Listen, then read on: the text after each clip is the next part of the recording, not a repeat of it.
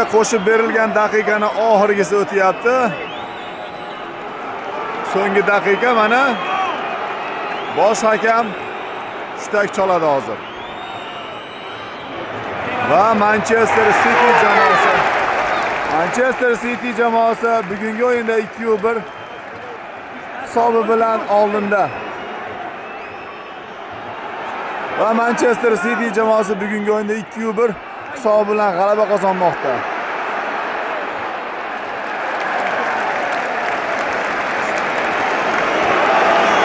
Bayram boshlandi deyarli Etihad stadiumda. Mana eshityapsizlar. Bayram boshlandi deyarli. O'yin tugadi. Chullarni chaldi deyapti, o'yin tugadi mana. O'yin tugadi. Qo'shib berilgan daqiqa tamom bo'ldi.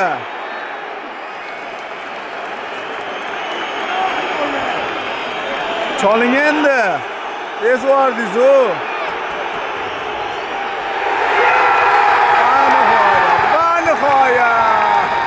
Va nihoyat. Bugungi muhim uchrashuvda Arsenal jamoasining ustidan ishonchli 2-1 g'alabasini qozonmoqda Manchester City jamoasi va o'ziga kerakli bo'lgan 3 ochkoni o'z hisoblariga yozib qo'ymoqda. Va bugungi uchrashuvda albatta hamyurtimiz Abduqodir Husanov har doimgidek chiroyli o'yin o'tkazdi. Tabriklaymiz.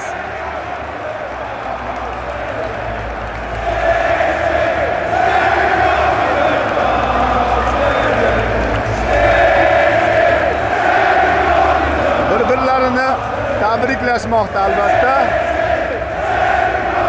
Chunki bu juda ham muhim uchrashuv edi.